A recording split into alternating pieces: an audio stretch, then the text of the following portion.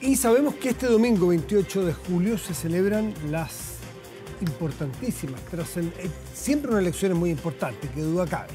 Es un hito en la democracia, es la posibilidad de alternancia en el poder, es esa incerteza de quién va a estar en el poder en un próximo periodo, incerteza que la resuelven los electores y los ciudadanos, en fin, todo eso que lo que te contra sabemos, pero hay algunas elecciones que parecen ser más importantes que otras. ¿Por qué?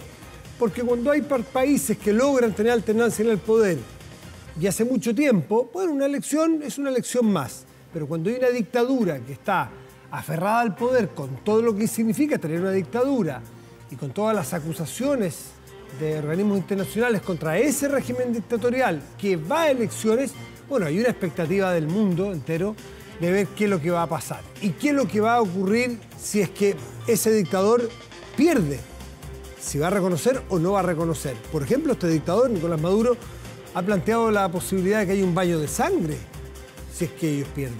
Y llamó a sus opositores casi como de manera burlesca a decir que tomen agua de manzanilla. O sea, no se preocupen tanto con lo del baño de sangre. Claro, la cantidad de personas que hay desaparecidas, torturadas, detenidas por ese régimen no es para reírse. Tomamos contacto con el ex canciller chileno Ignacio Uócar. Ignacio, buenas noches, gracias por seguirnos. ¿Cómo estás? Hola, buenas noches, Matías. Muy bien, gracias. Bueno, la relevancia de esta elección, primero, ¿cómo la estás viendo tú, el desarrollo que está teniendo ya en la víspera de su celebración? Bueno, durante los 26 años del régimen chavista, bueno, 11 años de Nicolás Maduro, han ganado todas las elecciones, salvo una. Una En perdió, claro. 2015. En 2015 ganó la oposición en la asamblea y el gobierno de Maduro desconoció el resultado, creó una asamblea paralela, ¿no? Ahora, también sabemos, Matías, que los dictadores pierden elecciones. Sí. Y lo sabemos en Chile. Aquí, 5 de octubre de 1988, un dictador que perdió una elección. Y ocurrió en Uruguay, y ocurrió en Filipinas. O sea, también ocurre que las dictaduras pierden elecciones. Entonces, esto es importante porque el régimen de Maduro lleva 26 años en el poder, desde que fuera, claro, democráticamente electo el año 98. Finalmente la oposición se unió. Es casi un milagro porque la oposición ha estado muy dividida, ¿eh? Yo he estado un par de veces en Caracas, uno con el presidente Lagos como canciller en 2005, o sea, el régimen Maduro llevaba 7 años. Era la primera vez que se reunía la oposición entre sí. Le agradecía al presidente Lagos, gracias le dijeron por convocarnos porque es primera vez que nos reunimos. Yo estuve hace 3 años con Genaro Arreaga en un seminario, con Juan Guaidó, con los asambleístas, y bueno, hay una división brutal de la oposición hasta ahora, ¿no? Porque ahora finalmente se está uniendo en torno al doctor Edmundo González, una persona moderada, centro-derecha, un diplomático, apoyado por el verdadero liderazgo de Venezuela en la oposición, que es María Corina Machado. Así que hay mucha expectativa y las encuestas muestran, Matías, las 2 encuestas disponibles esta semana, que Edmundo González estaría ganando por entre 20 y 30 puntos a Nicolás Maduro. Distinto es si Nicolás Maduro va a llegar a reconocer ese resultado. Pero es que es distinto. Yo esta mañana conversaba con Braulio Jatar, que fue un periodista, abogado, muy connotado, que es venezolano-chileno, curiosamente, por eso puede que a la gente le suene.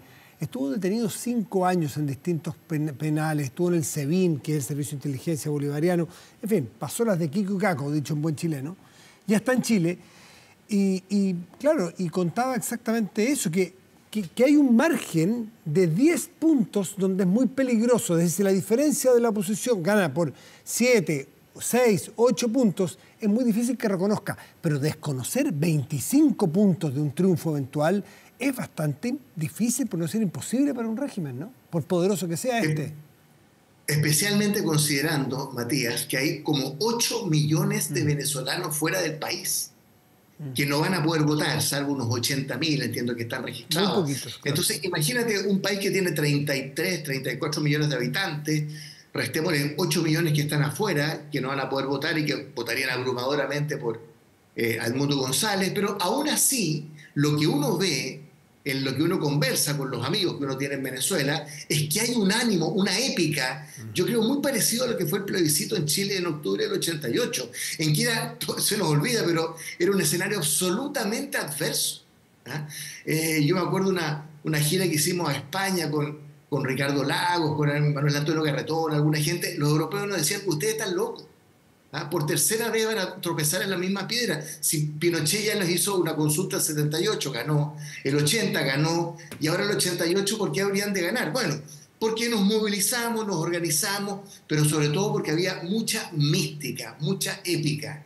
Y yo siento que hoy día en Venezuela, después de 26 años de este régimen, Nicolás Maduro no es lo mismo que Hugo Chávez, también hay que decirlo, pero los recursos de poder de Nicolás Maduro son muy fuertes. Sobre todo él tiene un apoyo muy, muy impresionante, yo creo, en la inteligencia cubana. Si a mí me preguntan, ¿qué es lo que ha sostenido finalmente en la última línea a Nicolás Maduro 11 años en el poder, que ha enfrentado situaciones difíciles, incluso intentos de desestabilización? Es la inteligencia cubana, que es muy eficaz, muy eficiente. Entonces, bueno, frente a toda la adversidad, ahora, yo creo que lo más importante, Matías, en la noche del domingo, supuesto que gana Edmundo González realmente la elección, es la presión internacional, ¿no? Ahí el presidente Lula, por ejemplo, en Brasil, que ya ha dicho que va a mandar a Celso Amorín, sí, fuimos cancilleres en esa época, una persona muy avesada, muy conocedor de las relaciones internacionales, Petro en Colombia, no sé López Obrador lo que va a hacer en México, a él no le gusta meterse en la realidad de otros países. Entonces, la presión internacional esa noche va a ser muy importante. Tiene una particularidad, cada país lo tiene, que es la fecha entre la elección y la toma o la posesión del poder. No sé, en Estados Unidos entiendo que el 5 de noviembre y el 20 de enero toma posesión quien gane la elección. Aquí son 6 meses, es particularmente largo. Ese periodo puede servir en el evento de que pierda Maduro para que haya una negociación, para que se ha hablado que puede ir a Turquía, que puede conseguir algunas amnistías. Él 6 meses más en el poder puede de alguna manera desembarcarse, porque hay mucho cinismo en la política también. Si es que se arrincona el régimen, tiene más incentivos eventualmente a robarse la elección, si es que no se le deja camino. ¿Cómo se manejan esas situaciones? Bueno, siguiendo con el símil, el paralelo con el plebiscito en Chile en el 88, recuerda que en Chile tuvimos un año adicional, o sea, si ganaba el no, Pinochet se quedaba un año más. Bueno, y ese año fue muy importante, porque pudimos pasar las reformas constitucionales, claro, ¿te acuerdas? En paquete el enorme. 89, claro, aprobadas por un 85% en el Estado, hubo conversaciones ahí entre Carlos Cáceres, Edgardo Beniger, o sea, se crea una dinámica de transición. ¿Ah? Hoy día entiendo que hay unas declaraciones del hijo de Maduro diciendo no, que ellos si pierden van a ver la posibilidad de hacer una transición ordenada. Yo digo que va a ser una transición muy tortuosa, ¿ah? Pero esos 6 meses pueden terminar jugando a favor del proceso democrático, ¿ah? Porque colapso por vía electoral no existe, ¿ah? Entonces, ya que primero que gane la oposición sería notable. Como te digo, solo en 2015 ocurrió aquello. Segundo, que Nicolás Maduro reconozca ese triunfo sería doblemente notable. Bueno, y tercero, entonces, si gana Edmundo González, se genera esta dinámica de transición. Los procesos políticos son muy complejos, la realidad venezolana también lo es. Hay una crítica situación económica, todo lo que sabemos, la diáspora venezolana, que también es una noticia importante para Chile, para Colombia, para Perú, para Ecuador. Es decir, la perspectiva de que empiecen a volver una parte importante de los 8 millones de venezolanos que están fuera del país, también es un alivio para nuestros países y sobre todo para ellos, la perspectiva de volver a su patria, también es muy importante. Entonces, esos 6 meses que suenan muy largos, puede jugar en favor del proceso político. Es una suerte de válvula de escape a la presión que esa noche ocurra. Es decir, si esa noche los números no le dan a Maduro, pues eventualmente Maduro puede entrar a negociar, porque esa es la realidad, negociar con la oposición, decir, bueno, nosotros reconocemos, porque las dictaduras no reconocen fácilmente las derrotas, lo vivimos aquí también.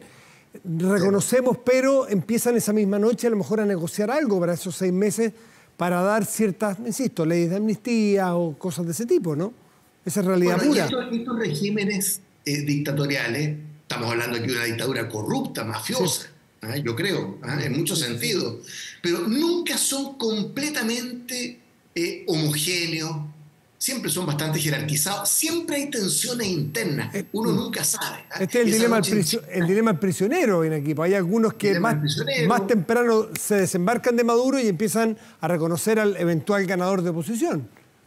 Bueno, y ahí la literatura de las transiciones señala algo bien interesante, y es que en esos momentos críticos, por ejemplo, el factor del interés institucional de las Fuerzas Armadas, que son un órgano permanente del Estado, que van a permanecer, cualquiera sea el resultado, empieza a tener una cierta tensión con el deseo, por ejemplo, del dictador de perpetuarse en el poder. Entonces, ese tipo de lógica, los blandos, los duros, ¿no es cierto? También en la oposición, la literatura distingue entre posturas maximalistas o posturas más moderadas, ¿no? Edmundo González es una postura moderada, pero María Corina Machado, que es una gran combatiente, yo la conocí mucho, es una persona bastante maximalista, y ella es la verdadera líder de la oposición.